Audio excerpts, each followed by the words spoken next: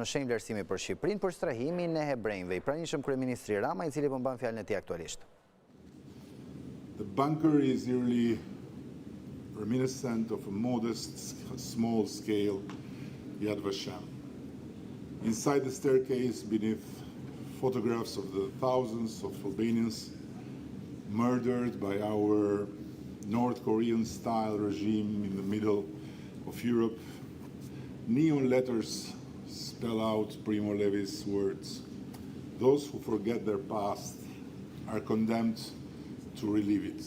I bring it here not to make any impossible parallelism between the horrendous large-scale extermination of millions of Jews by the Nazi regime and the tragic deaths our communist regime inflicted to thousands of innocent people who were declared enemies of the people, but simply to say to all of you that we Albanians know both the unparalleled pain of the grave wounds of history and the unparalleled need to never forget their causes.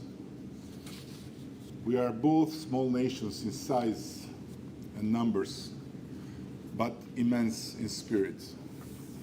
By the way, I was very happy to know the Jewish population in Israel has reached 10 million, because I believe that every newborn Jew is a bless, not only for Israel, but for the world, whose debt towards Jews can never become a clean sheet. But going back to the immensity of our nation's spirit, I must quote here my late great friend Shimon Peres, who once said the spirit cannot be burned in the ovens. Yes, it always prevails. And let me tell you my firm belief that both our spirits may be tested in small or big ways, time and again, by the controversies of our actual and future history.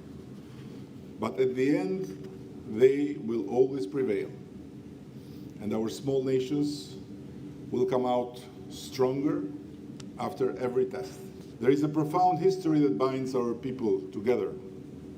Certainly the most well-known chapter is the Holocaust, when Albania became the only European country not to hand over a single Jew, and the only one where the post-war Jewish population grew 20 folds in size. While fleeing out from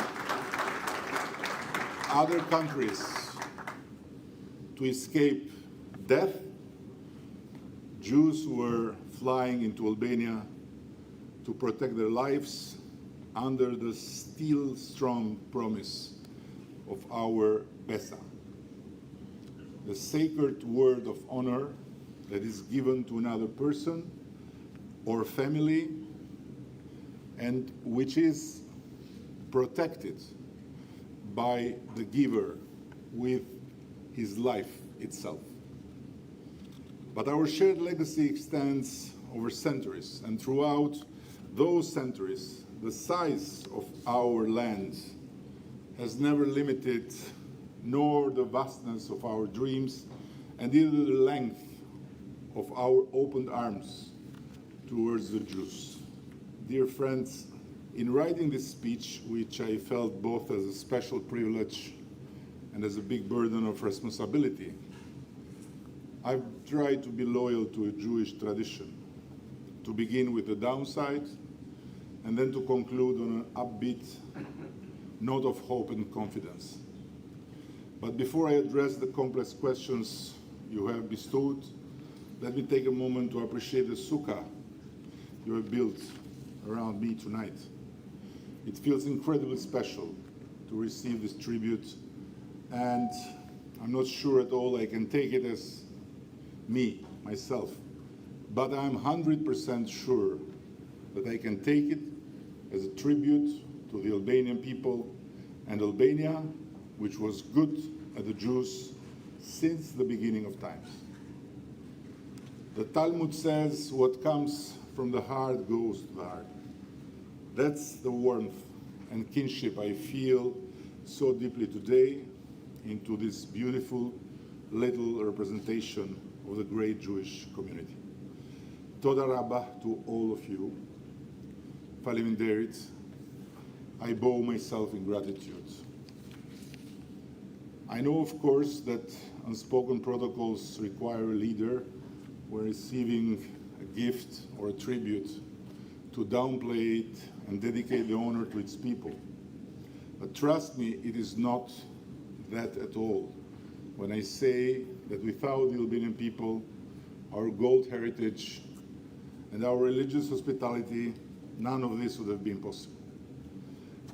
Nevertheless, I am not a traditional leader, or at least I hope to not have become one.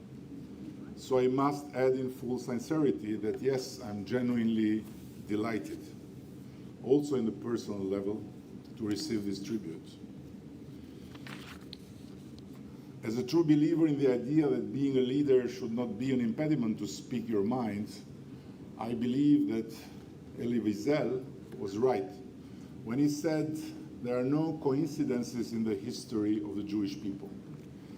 My presence here and the long-age relationship between our countries are certainly not coincidences. Now, to say it all modestly, modesty is not my main strength, but I promise that this is all you will hear about me tonight.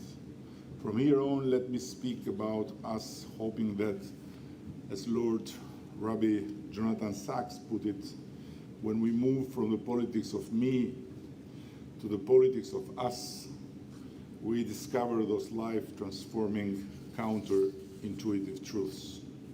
The truths that a nation is strong when it cares for the weak, that it becomes rich when it cares for the poor, and that it becomes invulnerable when it cares about the vulnerable are absolutely fundamental.